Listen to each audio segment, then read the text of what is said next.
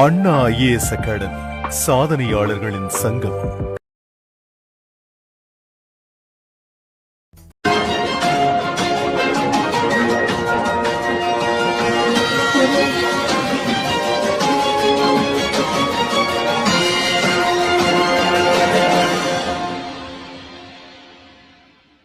மாணவ நண்பர்கள் அனைவருக்கும் வணக்கம். இது உங்கள் பொன்வேல் பாண்டியன் நடப்பு நிகழ்வுகள் ஆசிரியர்.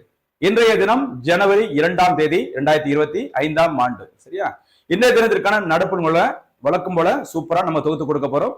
அதே மாதிரி நம்ம ஏற்கனவே சொன்ன மாதிரி புதிய பாடத்திட்டத்தின்படிதான் நம்ம அந்த கரண்ட் அஃபேர்ஸ் தொடர்பான எல்லா செய்திகளையும் தொகுத்து வழங்கிட்டு இருக்கிறோம்.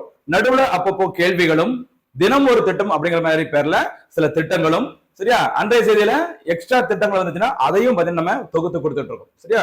அதனால மறக்காம ஃபுல் வீடியோஸ் பாருங்க, கேள்விகளுக்கு பதில் சொல்லுங்க, தேர்வில் ஈஸியா வெற்றி பெறலாம். ஆரம்பிக்கலாமா? இன்றைய தினம் ஜனவரி 22, 2025 நடப்பு நிகழ்வு. இன்றைய தினத்திற்கான முதல் செய்தி, ஏற்கனவே சொன்ன மாதிரி ஒவ்வொரு போட்டித் தேர்வுகளும் பாத்தீங்கன்னா இன்றைக்கு டிசைடிங் ஃபேக்டரா இருக்கிறது எதுன்னு பாத்தீங்கன்னா திட்டங்கள் தான். சரியா? அது மத்திய அரசு திட்டமோ மாநில அரசு திட்டமோ எல்லாமே ரொம்ப ரொம்ப முக்கியமா இருக்குது. அந்த வகையில வேளாண் துறைக்கான சில முக்கியமான திட்டங்கள் செய்தித்தாள்ல இடம்பெற்றது. அது மொத்தமா நம்ம தொகுத்து கொடுத்திருக்கோம் பாருங்க. இன்றைய தினத்திற்கான முதல் திட்டம் மத்திய வேளாண் திட்டங்கள். அதுல PMFBY, சரியா, பிரதான் மந்திரி ஃபசல் பீமா யோஜனா. ஓகேவா? அவரோட விரிவாக்கம் பிரதான் மந்திரி ஃபசல் பீமா யோஜனா அப்படிங்கிறது. ஓகேவா? அது என்ன சொல்லுவாங்க அப்படின்னா பிரதமரின் பயிர் காப்பீடு திட்டம். சரியா? இந்த பயிர்களை காப்பீடு செய்வதற்கான ஒரு திட்டத்தை மத்திய அரசு தொடங்கி இருக்கிறாங்க. தொடங்கப்பட்ட நாள் என்னைக்குன்னு சொல்லி பார்த்தீங்கன்னா பிப்ரவரி மாதம் 18ஆம் தேதி 2016ஆம் ஆண்டு தொடங்கப்பட்டுள்ளது. சரியா? இது இன்றைய செய்தித்தாள்ல இந்த திட்டம் செய்தியில வர்றது காரணம். சரியா? இந்த திட்டமானது ஓகேவா 15வது நிதி ஆணையம் 15 பிரான்ஸ் கமிஷனோட பீரியட் அந்த முடிகிற வரைக்கும், சரியா, 2025-26 வரை நீட்டிக்கப்பட்டுள்ளதாக அறிவிக்கப்பட்டுள்ளது. சரியா? அப்போ விவசாயிகளுக்கான பயிர் காப்பீடு திட்டத்தின் பெயர் பிரதமரின் ஃபசல் பீமா யோஜனா 2016 பிப்ரவரி 18 தொடங்கி இருக்கிறாங்க. இந்த திட்டம் தற்போது செய்தியில வர காரணம் பிப்ரவரி மாசம், சரிங்களா, பிப்ரவரி 18 தொடங்கப்பட்ட இந்த திட்டமானது 2025-26 நிதியாண்டு வரைக்கும் நீட்டிப்பு செய்யப்படுவதாக அறிவிக்கப்பட்டுள்ளது. ஓகேவா? ரொம்ப ரொம்ப ஒரு முக்கியமான திட்டம், கவனமா இருக்கு. அதாவது விவசாயிகள் பார்த்தீங்கன்னா இந்த பயிர் தொடர்பான இந்த கடன்களை இந்த கோஆபரேட்டிவ் சொசைட்டி அந்த மாதிரி வாங்குவாங்க. அந்த பயிர் கடன் வாங்கும்போது எதையும் சேர்த்து கேட்பாங்க அப்படின்னா அந்த பயிருக்கு நீங்க காப்பீடு செய்யறீங்களா இல்லையான்னு சொல்லி கேட்பாங்க. அந்த திட்டம் தான் பிரதமரின் ஃபசல் பீமா யோஜனா. அடுத்து பாத்தீங்கன்னா முக்கியமான ஒரு திட்டம் பாருங்க, கிசான் கிரெடிட் கார்டு ஸ்கீம். நிறைய தேர்வுகள்ல இதை கேட்டுட்டே இருக்கிறாங்க, கேட்கவும் செய்வாங்க. பாருங்க, தொடங்கப்பட்ட ஆண்டு 1998. சரியா? தமிழ்ல என்ன சொல்றாங்க அப்படின்னா விவசாயிகளுக்கான கடன் அடையாள அட்டை திட்டம். சரியா? Kisan credit card scheme. ஓகேவா? 1998 தொடங்கி இருக்கிறாங்க. 98 உங்களுக்கு என்ன ஞாபகம் வரணும்? நம்ம கடந்த வகுப்புல பார்த்திருந்தோம். 98ஆம் ஆண்டு 1998 என்ன பண்ணாங்க? பொக்ரான் 2. சரியா? பொக்ரான் 2 இந்தியா 2வது முறையாக அணுகுண்டு பரிசோதனை நடத்தியது 98ஆம் ஆண்டு. அதுக்கு வச்ச பேரு என்ன பேருமா? ஆபரேஷன் சக்தி. சரியா? அணுகுண்டு பரிசோதனை நடத்தினது தார் பாலைவனம். சரியா? பொக்ரான் அப்படிங்கிற இடத்துல அணுகுண்டு பரிசோதனை நடத்தினால அந்த மண் வளம் பாதிக்கப்பட்டது அப்படின்னு நினைச்சுக்கலாம். சரியா? மண் வளம் பாதிக்கப்பட்டது. அதனால அதிகம் பாதிக்கப்படுவது யாரு? விவசாயிகள். அதனால விவசாயிகளுக்கான ஒரு கடன் அடையாள அட்டை திட்டம் தொடங்கப்பட்டது. அதுக்கப்புறம் விவசாயிகளோட வருமானம் எந்த அளவுக்கு உயர்ந்திருக்குது அப்படின்னு சொல்லிட்டு ஒரு ஆய்வு கட்டுரையை சப்மிட் பண்ணாங்க. யாரு? அமர்தியா சென். ஒரு லிங்குக்காக சொல்றேன், ஆனா அவர் இதுக்கும் அதுக்கும் சம்பந்தம் கிடையாது. சரியா? அமர்தியா சென்னோட ஆய்வு கட்டுரைக்காக 98ஆம் ஆண்டு பொருளாதாரத்திற்கான நோபல் பரிசு வழங்கப்பட்டது. ஒரு லிங்க் கிடைக்குதா? பொக்ரான் அணுகுண்டு பரிசோதனை, அதனால மண் வளம் போகுது, அதுல பாதிக்கப்படுவது விவசாயிகள், அதனால விவசாயிகளுக்கான கடன் அடையாள அட்டை திட்டம் தொடங்கப்பட்டது. ஓகேவா? அதுக்கப்புறம் பாத்தீங்கன்னா அந்த ஆய்விற்காக, சரி, விவசாயிகள் வருமானம் கூடியிருக்கா குறைஞ்சிருக்கா அப்படின்னு அந்த ஆய்விற்காக பொருளாதாரத்துக்கான நோபல் பரிசு யாருக்கு வழங்கப்பட்டது? அமர்தியா சென்னுக்கு வழங்கப்பட்டது. சரிங்களா? ஓகே. இந்த கிசான் கிரெடிட் கார்டு அப்படிங்கிற இந்த திட்டத்தை எந்த கமிட்டி பரிந்துரை செஞ்சாங்க அப்படின்னா RV குப்தா கமிட்டி. ரொம்ப ரொம்ப முக்கியமானது. எக்கனாமிக்ஸ்ல அக்ரிகல்ச்சர் தொடர்பான ஒரு முக்கியமான committee RV Gupta committee, KCC உடன் தொடர்புடையது. சரிங்களா? இந்த அடையாள அட்டை திட்டத்தை யார் செயல்படுத்துறாங்க அப்படின்னு பார்த்தீங்கன்னா இந்திய ரிசர்வ் வங்கியுடன் இணைந்து முக்கியமான இந்த அமைப்பு நபார்டு வங்கி. சரியா? National bank for agriculture and rural development அப்படிங்கிற நபார்டு வங்கியும் RBI இணைந்துதான் இந்த திட்டத்தை, இந்த கடன் அடையாள அட்டை திட்டத்தை அறிமுகப்படுத்தி இருக்கிறாங்க. சரியா? RBIயோட தலைமையிடம் எங்கமா இருக்குது? RBIயோட தலைமையிடம் மும்பை. அதே மும்பைல தான் எந்த வங்கி இருக்குது? நபார்டு வங்கியும் இருக்குது. சரியா? ஜூலை 12, 1982ல உருவாக்கப்பட்டது நபார்டு வங்கி. சரியா? ரொம்ப ரொம்ப முக்கியமானது, கவனமா இருங்க. ஓகேவா? அடுத்து வேளாண்மை தொடர்பான அடுத்த ஒரு முக்கியமான திட்டம், ரொம்ப ரொம்ப முக்கியமான திட்டம், செய்தித்தாள்ல கண்டிப்பா இடம்பெற்றே இருக்கும் தொடர்ந்து, பிஎம் கிசான் திட்டம். சரியா? பிஎம் கிசான் அப்படின்னா பிரதான் மந்திரி கிசான் சம்மன் நிதி திட்டம். இது தமிழ்ல என்ன சொல்லுவாங்கன்னா விவசாயிகளுக்கான கௌரவ நிதி திட்டம். சரியா? மத்திய அரசானது பாத்தீங்கன்னா விவசாயிகளுக்கு ஒரு வருஷத்துக்கு, சரி, ஆண்டிற்கு ரூபாய் 6000 எப்படி கொடுக்குறாங்க? 3 தவணைகள்ல கொடுக்குறாங்க. சரியா? 3 தவணைகள்ல, சரியா, மொத்தம் கொடுக்குற அமௌண்ட் 6000 ரூபாய். அப்படின்னா 4 மாசத்துக்கு ஒரு வாட்டி, சரியா, 4 மாசத்துக்கு ஒரு வாட்டி பாத்தீங்கன்னா எவ்வளவு கொடுக்குறாங்க? 2000 ரூபாய் கொடுக்குறாங்க. சரியா? மொத்தம் ஒரு ஆண்டிற்கு ரூபாய் 6000, 3 தவணைகள்ல 4 மாதங்களுக்கு ஒரு முறை ரூபாய் 2000 விவசாயிகளுக்கு மத்திய அரசு வழங்கிட்டு வராங்க. அந்த திட்டத்துக்கு தான் என்ன பேரு? விவசாயிகளுக்கான கௌரவ நிதி திட்டம். மத்திய அரசு வச்ச பேரு பிஎம் கிசான். அதோட விரிவாக்கம் பிஎம் கிசான் சம்மன் நிதி திட்டம். தொடங்கப்பட்ட நாள் மறந்துடாதீங்க, பிப்ரவரி மாசம் 24ஆம் தேதி 2019. தொடங்கப்பட்ட இடம் உத்தரப்பிரதேச மாநிலம் கோரக்பூர். சரிங்களா? மறக்காதீங்கன்னா பிப்ரவரி 24 முன்னாள் முதல்வர் ஜெயலலிதா அவருடைய பிறந்த நாள். தமிழ்நாட்டுல மாநில பெண் குழந்தைகள் தினம். அந்த தினத்துலதான் இந்த திட்டம் தொடங்கி இருக்கிறாங்க. கவனமா இருங்க. சரிங்களா? அடுத்து ஒரு முக்கியமான திட்டம் பிஎம் கேஎம்ஒய் திட்டம். சரியா? கிசான் மன்தன் யோஜனா. அந்த மன்தன்ங்கிற வார்த்தை எங்கெல்லாம் வருதோ அது எல்லாமே ஓய்வூதிய திட்டமா இருக்கும், பென்ஷன் ஸ்கீமா தான் இருக்கும். இங்க பாத்தீங்கன்னா விவசாயிகளுக்கான பிரதமரின் ஓய்வூதிய திட்டம். அந்த திட்டத்தான பேருமா பிரதமரின் கிசான் மன்தன் யோஜனா. ஓகேவா? கவனமா இருங்க. இதுவும் ரொம்ப ரொம்ப முக்கியமான திட்டம். சரியா? இந்த தொடங்கப்பட்ட இடம் செப்டம்பர் 12, 2019 ராஞ்சி, ஜார்க்கண்ட் தலைநகரம் ராஞ்சியில். யாருடைய ஊரு? எம்எஸ் டோனியோட. சரியா? ராஞ்சி அப்படிங்கிற இடத்துல இந்த திட்டம் தொடங்கப்பட்டுள்ளது. என்ன திட்டம்? விவசாயிகளுக்கான ஓய்வூதிய திட்டம். இந்த திட்டத்துல பாத்தீங்கன்னா 18ல இருந்து 40 வயசுக்கு கம்மியா இருக்கிற, சரியா, 18ல இருந்து 40 வயதிற்குள் இருக்கிற விவசாயிகள் இந்த திட்டத்துல சேர முடியும். சரிங்களா?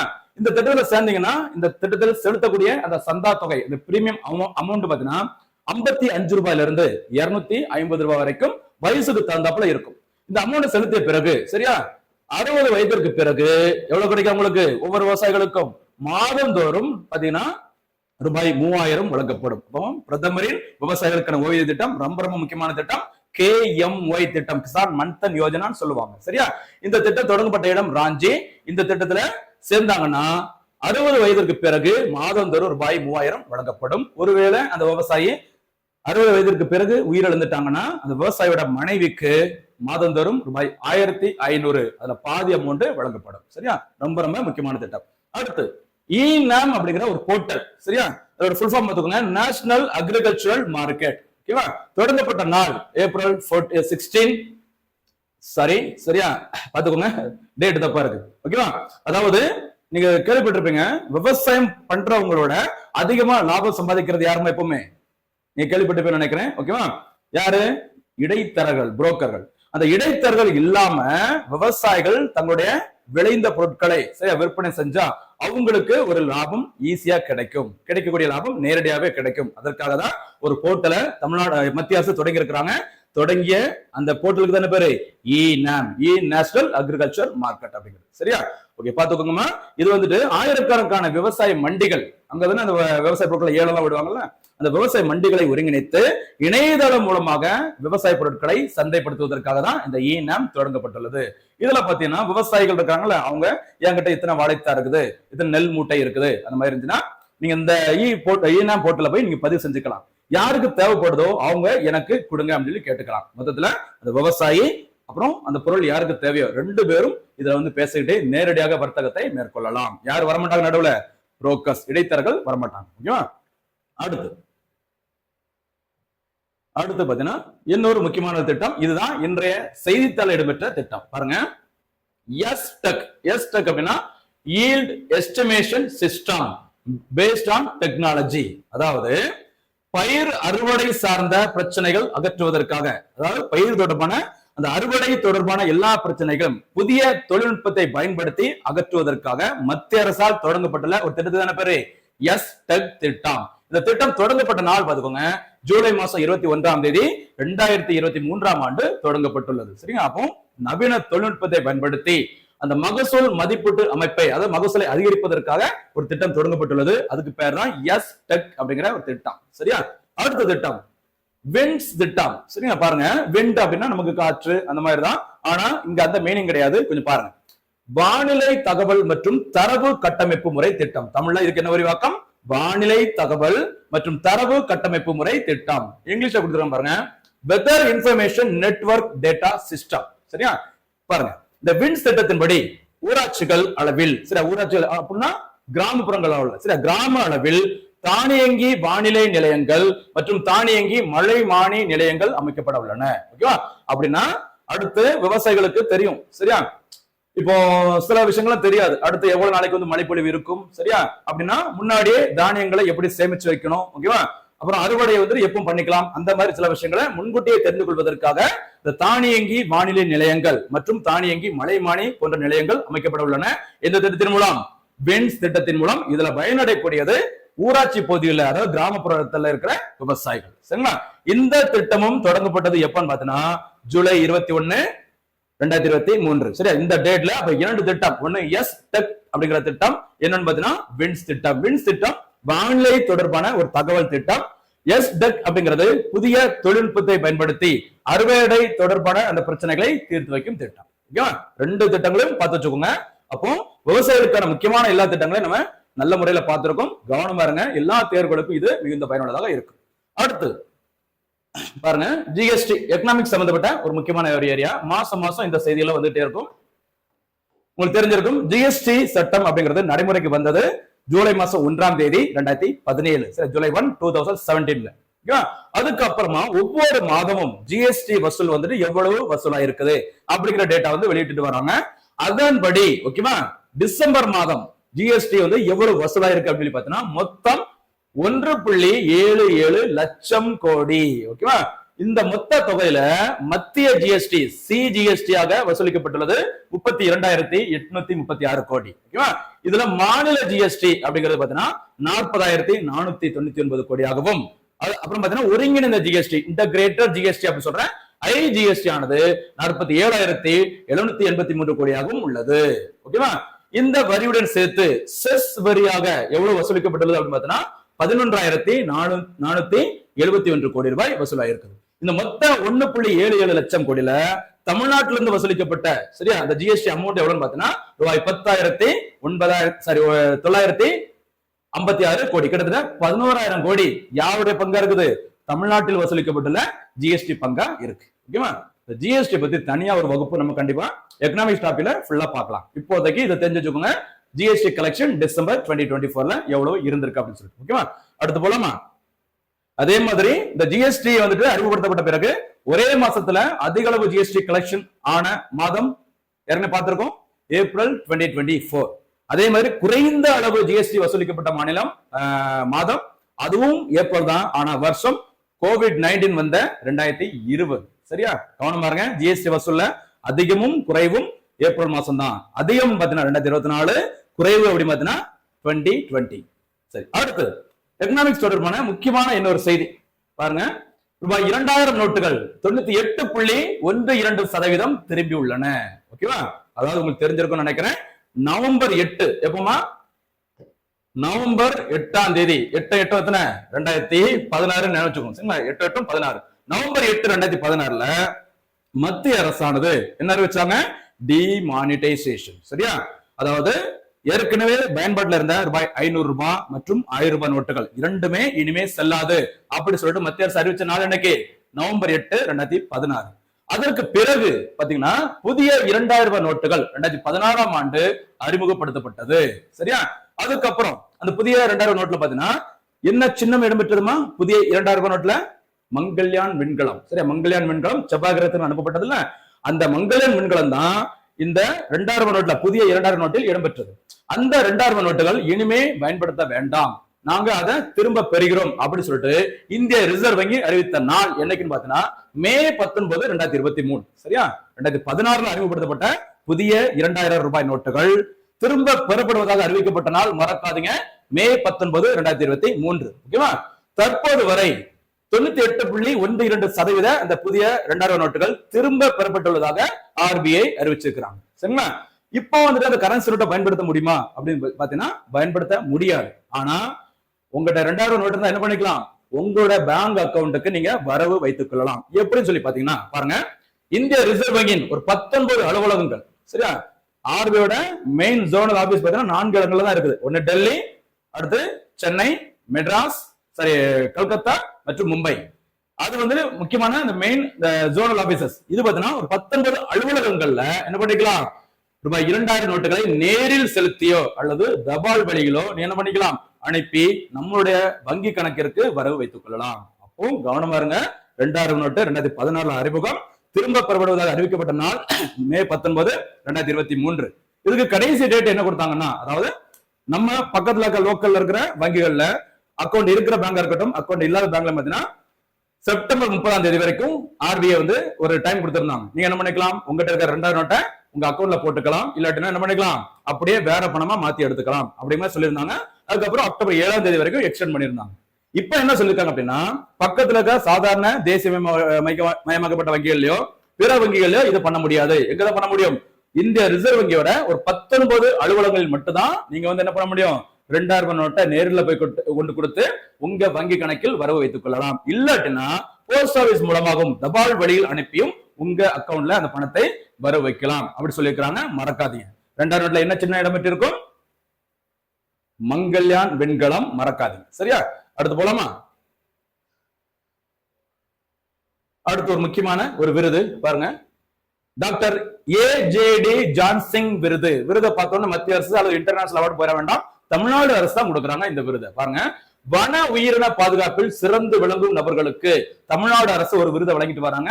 இந்த விருது வாங்குறதுக்கு விருப்பம் இருந்தா நீங்க விண்ணப்பம் செய்யலாம் அப்படின்னு சொல்லிட்டு செய்தித்தாள இடம்பெற்றது. அப்ப இந்த விருது எதற்காக, வன உயிரின பாதுகாப்பில் சிறந்து விளங்கும் நபர்களுக்கு தமிழ்நாடு அரசு வழங்கும் அந்த விருதுக்கு என்ன பேரு, ஏஜேடி ஜான்சிங் விருது. இதுவும் கேட்கலாம். சமீபத்துல நிறைய தேர்வுகள்ல அந்த விருது யாருக்கு வழங்கப்பட்டது அப்படிங்கிறத விட அந்த விருது எதற்காக வழங்கப்படுகிறது அப்படிங்கிற மாதிரி கேட்கறாங்க.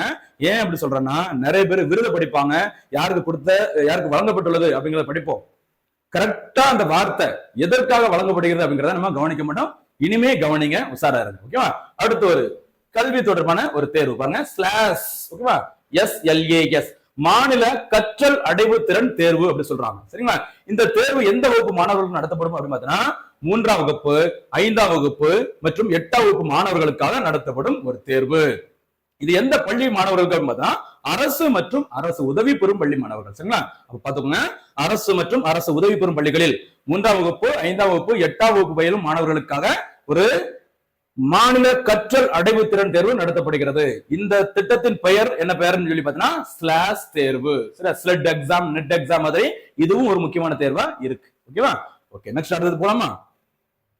இந்த தெரிஞ்சிருக்க அடுத்த ஒரு முக்கியமான செய்தி பாருங்க, வைஃபை. சரியா, விமானங்களில் வைஃபை. சரியா, இந்தியாவிலேயே முதல் முறையாக விமானங்களில் வைஃபை சேவையை வழங்க உள்ளதாக அறிவித்துள்ள ஒரு விமான நிறுவனத்தின் பெயர் ஏர் இந்தியா. சரி, ஏர் இந்தியா நிறுவனம் அப்படிங்கிறது உங்களுக்கு தெரிஞ்சிருக்கும்னு நினைக்கிறேன்.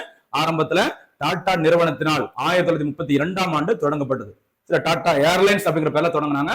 அதுக்கப்புறம் தான் அதுக்கு ஏர் இந்தியாங்கிற பெயர் மாற்றம் செய்யப்பட்டு, இந்த ஏர் இந்தியா அப்படிங்கிறது எப்போ தேசியமயமாக்கப்பட்டதுமா, ஏர் இந்தியா தேசியமயமாக்கப்பட்ட ஆண்டு, ஏர் இந்தியா அப்படிங்கிறது நேஷனலைஸ் பண்ணது 1953ல. சரி, ஒரிஜினலா தொடங்கினது யார் தான், டாடா நிறுவனம். அந்த ஏர் இந்தியா அப்படிங்கிறது தற்போது யாருக்கு போயிருக்குது, யாரோட கைவசமானது, சேம் டாடா நிறுவனத்தின் வசமானது ஏர் இந்தியா. அந்த ஏர் இந்தியா நிறுவனம் தான் ரீசெண்டா அறிவிச்சிருக்காங்க, இந்தியாவில் இயக்கப்படுகிற அந்த விமான சேவையானது, சரி, ஏர் இந்தியாவது என்ன அறிவிச்சிருக்காங்கம்மா, வைஃபை வசதி வழங்கப்படும் அப்படின்னு சொல்லி அறிவிச்சிருக்காங்க. ரொம்ப ரொம்ப ஒரு முக்கியமான செய்தி, கவனமா இருங்க. ஓகேவா. அடுத்து, கடற்படைக்கு புதிய கப்பல்கள், பாதுகாப்பு துறை தொடர்பான செய்திகளும் தொடர்ந்து சூப்பரா வந்துகிட்டே இருக்கு. பாருங்க, ஸ்கார்பியன் ரக நீர்மூழ்கிகள், சப்மரைன்ஸ். ஓகேவா. ஸ்கார்பியன் ரக நீர்மூழ்கி கப்பலான வக்சேல், அதுக்கப்புறம் பாத்தீங்கன்னா 2 போர் கப்பல்கள், அதோட பேரு சூரத், என்னன்னு பாத்தீங்கன்னா நம்முடைய நீலகிரிங்கிற பேரை வச்சிருக்காங்க. சரிங்களா. இந்த 3 கப்பல்களும் பாத்தீங்கன்னா ரீசெண்டா எங்க உருவாக்கப்பட்டது அப்படின்னு பாத்தீங்கன்னா, மும்பையில் உள்ள மசாகான் கப்பல் கட்டும் தளம். சரிங்களா. இதுவும் தனியா கூட கேட்கலாம், மசாகான் என பெயரிடப்பட்டுள்ள கப்பல் கட்டும் தளம். சரியா, ஷிப்யார்ட். ஓகேவா. அமைந்துள்ள இடம் எங்கன்னு பாத்தீங்கன்னா மும்பை. இங்கதான் இந்த ஸ்கார்பியன் ரக நீர்மூழ்கி கப்பலான வக்சேல் மற்றும் 2 கடற்படை கப்பல்கள் சூரத் மற்றும் நீலகிரி ரெண்டும் உருவாக்கப்பட்டுள்ளது. வர ஜனவரி மாசம் 15ஆம் தேதி முறைப்படி இந்திய கடற்படையில் இணைக்கப்படும் அப்படிங்கிற மாதிரி இன்னைக்கு செய்தியில இடம்பெற்றது. ஓகேவா? அடுத்து போலாமா? அடுத்து அகைன் பாருங்க, பாதுகாப்பு துறை தொடர்பான ஒரு செய்தி. ஓகேவா? 2025ஆம் ஆண்டு ஓகேவா மத்திய அரசானது ஒரு முக்கியமான ஒரு ஆண்டாக அறிவிச்சிருக்கிறாங்க. என்ன ஆண்டு அப்படின்னு பாத்தீங்கன்னா பாதுகாப்புத்துறை சீர்திருத்த ஆண்டாக அறிவிக்கப்பட்டுள்ளது. ஓகேவா? பாதுகாப்புத்துறையில டிஃபென்ஸ் செக்டர்ல பல்வேறு புதுமைகள் பல்வேறு திட்டங்களை கொண்டு வந்து இந்தியாவின் பாதுகாப்பு துறையை நாங்க சீர்படுத்த போறோம். அதற்காக 2025ஆம் ஆண்டை என்ன ஆண்டா அறிவிச்சிருக்காங்க? பாதுகாப்புத்துறை சீர்திருத்த ஆண்டாக அறிவிச்சிருக்காங்க. ஓகேவா? நோக்கம் முப்படைகளையும் சரியா, இந்தியன் ஆர்மி, நேவி, சரியா, அந்த ஏர்போர்ஸ், இந்த 3 படைகளையும் தொழில்நுட்ப ரீதியாக மேம்படுத்துவதற்காக இந்த ஆண்டு அறிவிக்கப்பட்டுள்ளது. மத்திய பாதுகாப்புத்துறை அமைச்சர் யாருமே இப்போ ராஜ்நாத் சிங் அவர்கள். ஓகேவா? அடுத்து யுஎன்எஸ்சியில் பாகிஸ்தான், முக்கியமான ஒரு செய்தி பாருங்க. UNSC United nation security council, ஐநாவின் பாதுகாப்பு சபை. ஓகேவா? பாத்துக்கோங்க, ஐநாவின் பாதுகாப்பு சபையின் தற்காலிக, இந்த வார்த்தை பாத்துக்கோங்க, தற்காலிக உறுப்பினராக உருவாகி இருக்கிறாங்க. யாரு? பாகிஸ்தான். சரியா? இந்த ஐநாவின் பாதுகாப்பு சபைக்கு இதோட சேர்த்து பாகிஸ்தான் 8வது முறையாக தேர்ந்தெடுக்கப்பட்டுள்ளது. ஓகேவா? கவனம் பாருங்க, எத்தனை முறையாக? 8வது முறையாக. ஐநா பாதுகாப்பு சபையில மொத்தம் எத்தனை உறுப்பு நாடுகள் இருக்கும் அப்படின்னு பார்த்தா 15. இந்த 15 அப்படிங்கிறது எதை குறிக்கும் அப்படின்னு பார்த்தா 5 + 10. சரியா? இந்த 5 அப்படிங்கிறது யாரை குறிக்கும் அப்படின்னா ஐநாவின் நிரந்தர உறுப்பு நாடுகள். சரியா? இந்த வீட்டோ பவர் அப்படி சொல்லுவாங்கல்ல, வீட்டோ பவர் அப்படிங்கிறது எத்தனை நாடுகள் இருக்கும்? 5 நாடுகளுக்கு இருக்கும். அது எதுலாமா? ABCRF ஞாபகம் வச்சுக்கோங்க. சரியா? RFனா ரிசர்வ் ஃபோர்சஸ் அப்படின்னு நினைச்சுக்கலாம். ABCனா ஒரு இங்கிலீஷ்ல ஒரு வருஷப்படி இருக்குல்ல, அதுக்காக. A ஃபார் அமெரிக்கா, அடுத்து பிரிட்டன், சைனா, ரஷ்யா, பிரான்ஸ். இந்த 5 நாடுகள் தான் ஐநாவில் இருக்கிற நிரந்தர உறுப்பு நாடுகள். இவங்களுக்கு என்ன அதிகாரம் கொடுப்பாங்க? வீட்டோ அதிகாரம் இருக்கும். சரிங்களா?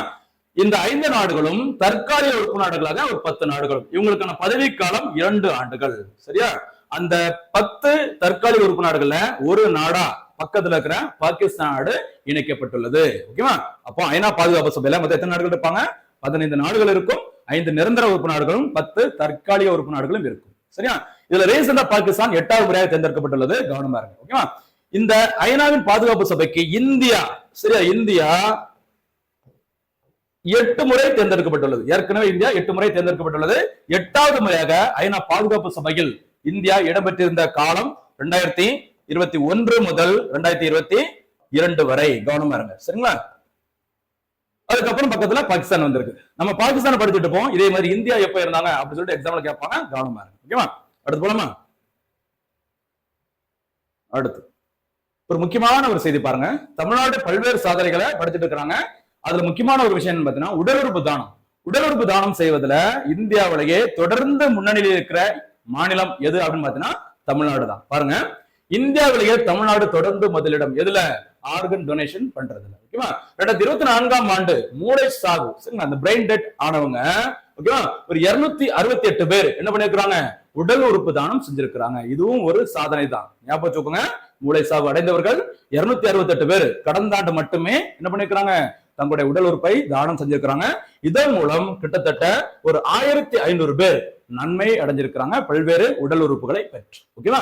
சரி பாருங்க, இந்த ஹானர் வாக் அப்படிங்கிற ஒரு வார்த்தை முக்கியமானது. பாருங்க, செப்டம்பர் 23, 2023 தமிழ்நாடு அரசு அறிவிச்சாங்க. என்ன திட்டம்? ஹானர் வாக் அப்படிங்கிற ஒரு முன்னெடுப்பு. ஓகேவா? இது எதுக்கு அப்படின்னா மூளைச்சாவு அடைஞ்சவங்க ஓகேவா தங்களுடைய உடல் உறுப்பை தானம் செய்வதற்கு ரெடியா இருந்தாங்கன்னா அவங்களுடைய இறப்பிற்கு பிறகு சரியா அவங்களுக்கான இறுதி மரியாதையை யாரை செலுத்துவா? தமிழ்நாடு அரசே செலுத்தும். சரிங்களா? இந்த இறுதி மரியாதைக்கு தான் என்ன பேரு? Honour walk. சரியா? அதே மாதிரி இன்னொன்னு உண்டு, ஹெல்த் வாக். சரியா? ஹெல்த் வாக் இதுவும் தமிழ்நாடு அரசால் தொடங்கப்பட்ட ஒரு திட்டம் தான். ஹெல்த் வாக் அப்படிங்கிறது ஒரு நாளைக்கு குறைஞ்சபட்சம் 8 கிலோமீட்டர் அல்லது 10,000 அடிகள். சரியா? 10,000 அடிகள் நான் என்ன பண்ணணும்? தினமும் என்ன பண்ணணும்? நம்ம நடைபயிற்சி மேற்கொள்ள வேண்டும். அதற்காக தமிழ்நாடு அரசு தொடங்குறது ஹெல்த் வாக். இங்க பாக்குறது ஹானர் வாக். ஓகேவா? ஓகே, இதுல ரெஃபர் ஒன்று கொடுத்துரும் பாருங்க, உங்களுக்கான ஒரு வேலை. சரி பாருங்க, தமிழ்நாட்டுல உடல் உறுப்பு தானத்தை கட்டுப்படுத்தும் தலைமை அமைப்புக்கு என்ன பேருமா? டிரான்ஸ்டன். அதே இது தேசிய லெவல்ல இப்படி ஒரு அமைப்பு இருக்கு. எத? உடல் உறுப்பு தானத்தை கட்டுப்படுத்தும் ஒரு அமைப்பு இருக்குது. அதோட பேர் பார்த்தீங்கன்னா நோட்டோ. நீங்க என்ன செய்யுங்க அப்படின்னா டிரான்ஸ்டன் நோட்டோ ரெண்டுக்கு என்ன விரிவாக்கம், எந்த ஆண்டு தொடங்கப்பட்டது, அத நீங்க என்ன பண்ணுங்க? கமெண்ட்ஸ்ல பதிலா சொல்லுங்க. ஓகேவா? அடுத்து போலாமா? இந்த தினத்திற்கான கடைசி செய்தி பாருங்க. உலக பிளிட்ஸ் செஸ் போட்டி, சரியா, ஒரு முக்கியமான ஒரு போட்டி பாருங்க. ஓகேவா? நடத்தியது சர்வதேச செஸ் கூட்டமைப்பு என்று அழைக்கப்படும் FIDE, FIDE. ஓகேவா? நடைபெற்ற இடம், போட்டியில் நடைபெற்ற இடம் அமெரிக்காவின் நியூயார்க் நகரில் நடைபெற்றது. இந்த போட்டியில் சரியா தங்கம் மற்றும் வெள்ளி 2 பதக்கத்தை வென்றது யார்? சீன வீராங்கனைகள் ஜூவன் ஜூனி மற்றும் லே டிங்ஜி ஆகிய 2 நபர்களும் தங்கம் மற்றும் வெள்ளி பதக்கத்தை வின் பண்ணியிருக்கிறாங்க. சரியா?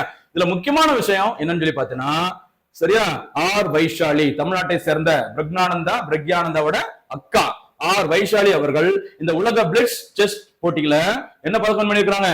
வெண்கல பதக்கத்தை வின் பண்ணியிருக்கிறாங்க. சரியா? செஸ் போட்டியில பயங்கரமா ஆதிக்கம் செலுத்தி வருகிறது இந்தியா. அதுவும் பாத்தீங்கன்னா குறிப்பிட்டு சொல்ற மாதிரி இருந்ததுன்னா தமிழ்நாட்டை சேர்ந்தவங்க நிறைய சாதனைகள் படிச்சுட்டு வராங்க. குகேஷ்ல இருந்து சரியா வைஷாலி, பிரக்னானந்தா நிறைய பேர் சாதனை படிச்சிருக்காங்க. இது தவிர இந்தியாவில் பாத்தீங்கன்னா ஒரு கிட்டத்தட்ட ஒரு 85 பேர் கிராண்ட் மாஸ்டர் அந்தஸ்து பெற்றிருக்கிறாங்க. இந்த ஃபிடேவோட அந்த செஸ் தரவரிசையில குறிப்பிட்ட புள்ளிகளை பெற்றிருந்தாங்கன்னா கிராண்ட் மாஸ்டர் அப்படிங்கிற அந்தஸ்து வழங்கப்படும். அதுல இதுவரைக்கும் கிட்டத்தட்ட ஒரு 85 பேர் கிராண்ட் மாஸ்டர் அந்தஸ்து பெற்றிருக்கிறாங்க. அதுல ஒரு 31 பேர் எங்கதான் இருக்கிறாங்க? தமிழ்நாட்டுல தான். அப்ப இந்தியாவில் அதிக அளவு கிராண்ட் மாஸ்டர்களை கொண்டது எந்த மாநிலம்? தமிழ்நாடு. சரியா? சிறப்பான செய்திகள் நிறைய வந்துட்டே இருக்கு, தொடர்ந்து பாருங்க. அடுத்ததாக கேள்விகள். சரியா? கேள்வி பகுதி ஆரம்பிக்கலாமா? இன்றைய தினத்திற்கான கேள்வி. ஓகேவா? முதல் கேள்வி, உலகின் இளம் வயது சரிங்க ஆண்கள் பிரிவுல உலகின் இளம் வயது உலக சாம்பியன் யார்? செஸ் போட்டியில இளம் வயதில் சாம்பியன் பட்டத்தை வென்ற நபர் யார்? இதான் இந்த தினத்திற்கான முதல் கேள்வி. இது யாருக்குன்னு முன்னாடி பார்த்துட்டோம், கவனமா இருக்கும். ஓகேவா? அடுத்த கேள்வி இதை வச்சுக்கலாம். சரியா? இந்த டிரான்ஸ்ட்ரெண்ட் அப்படிங்கிற அமைப்பு தமிழ்நாட்டுல உடல் உறுப்பு தானத்தை கட்டுப்படுத்தும் டிரான்ஸ்ட்ரெண்ட் மற்றும் நோட்டோ 2 அமைப்புகளும் எப்போது தொடங்கப்பட்டது? அதனுடைய விரிவாக்கம் என்ன அப்படிங்கறத பதில சொல்லுங்க. ஓகேவா? அது இரண்டாவது கேள்வி. மூன்றாவது கேள்வி, ஐநாவின் பாதுகாப்பு சபையில் மொத்தம் எத்தனை நாடுகள் இடம்பெற்றிருக்கும்? அதுதான் இந்த தினத்திற்கான மூன்றாவது கேள்வி. ஓகேவா? அடுத்து நான்காவது கேள்வி,